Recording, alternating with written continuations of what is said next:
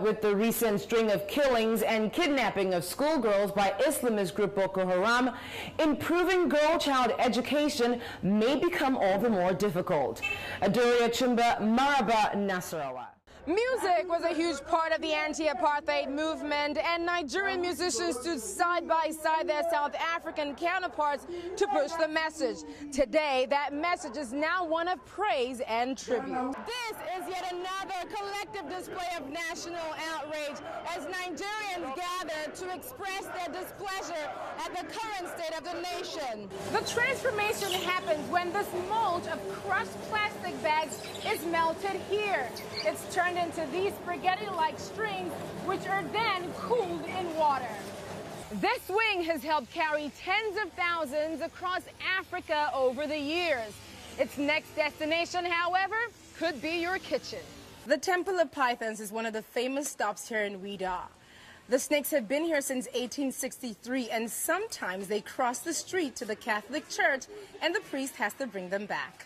Now, the aim is to get rid of anonymity and identify those who qualify for services. But making the process work is definitely an uphill battle, especially in communities like this one.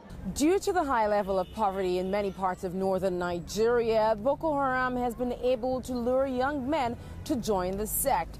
In recent confessions, some of them revealed that they had been offered more than $3,000 to join the insurgency. Rape is one of Boko Haram's weapons. Over 100 cases have been recorded in the past 2 months in one northern state alone. Countless others go unreported. Now, wounds inflicted by a weapon can heal, but wounds of rape stay with the victim forever. Scores killed and scores more injured. Monday's bombing was one of the deadliest Nigeria has ever seen. It's certainly the most devastating attack on record in the capital. And the Yaya car park is but a shadow of what it once was. Usually this bus park is crowded with commuters and private sector workers, and on Monday these buses were fully loaded with passengers. Investigators tell us that 4 insurgents were involved in the attack. They drove their Volkswagen vehicle down this road, down to that center over there where you see that crater. That's where the explosion happened. The insurgents did try to escape after the blast, but they were caught up in the mayhem. Investigators also found one of the bodies still with wires. More than 30 vehicles were destroyed. A series of secondary explosions took place as a result when their fuel tanks ignited. The blast was felt even on the nearby highway. Windscreens shattered, causing multiple accidents as motorists tried to flee. Like our drivers and some of the ones that works with us in the park, really we lost most of them. But we have not gotten fully account of them here because we are still searching, going to the hospital, from one of the hospital to the other to the general hospital, to make sure we can get full account of them through their identity. And when we go through our files, we will know who and who is missing in the park. It's been more than 24 hours since the attack, and no one has claimed responsibility. Nigerian President Goodluck Jonathan blames Boko Haram insurgents. Most Nigerians suspect the Islamist sect as well. Adaure Achumba, Yaya, Abuja.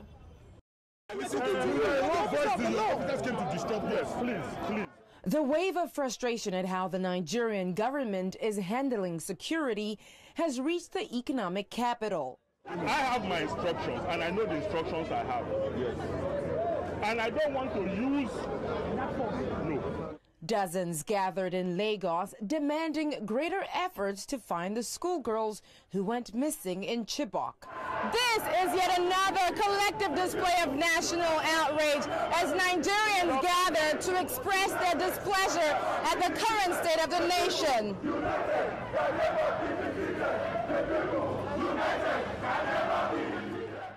With police monitoring the demonstration, it quickly became heated. I'm here because I'm a grandmother. I feel for the mothers whom their children has been taken. They've been taken for the past 17 days, and the government has not done anything. We had means to go and look for their daughter, we shall and we will, if we could. But the people who are enforced by the Constitution to do these things don't care about them. They don't care. I have a beautiful daughter also. I can't sleep if she doesn't sleep. You can imagine all those parents. Imagine what they will be going through right now. This is the state of the nation. This is what we are telling them. This is a stolen dream. The protests got underway in the capital, Abuja, on Wednesday. Scores marched towards Parliament, demanding tougher measures to get the girls released. Nigeria is at a crucial point, with elections coming up in less than a year. Some are calling for the president to resign if he can't do the job of protecting the nation's citizens. More protests are expected. Adaure Achumba, Lagos. In the process of running to escape, you get raped. The day Boko Haram attacked her hometown of Maiduguri in Borno State is a day 19-year-old Hassana will never forget. Her life changed forever. My scarf, they have to use it to tie my hands and my mouth. So one of them was actually the one that did it. I was pleading with them. That was all my words. I was thinking I could have something to protect myself, because even though I could scream, no one could hear me out at that kind of time. Embarrassed and ashamed by what had happened to her, Hassana tried to hide the events from her family. Hassana's father prevented her from finishing her final exams 2 months ago because he feared for her safety. It's a decision he will never regret. Boko Haram militants attacked Hassana's school in Chibok. Over 200 of her friends and classmates were seized. Hassana knows all too well what Boko Haram is capable of. When we go to sleep at night, all we do is hope for them.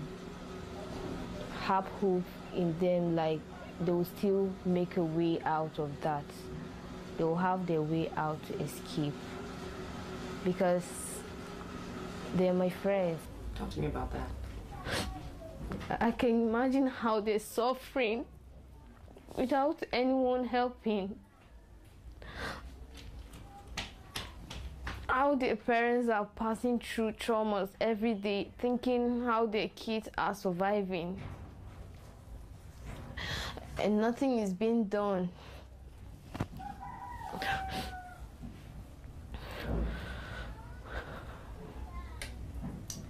Are you disappointed in the government? Yeah, I'm very disappointed in them. Rape is one of Boko Haram's weapons. Over 100 cases have been recorded in the past 2 months in one northern state alone. Countless others go unreported. Now, wounds inflicted by a weapon can heal, but wounds of rape stay with the victim forever. Abubakar Sadiq Muhammad is a Muslim cleric in northern Nigeria, where Islamist sect Boko Haram has launched hundreds of attacks since 2009.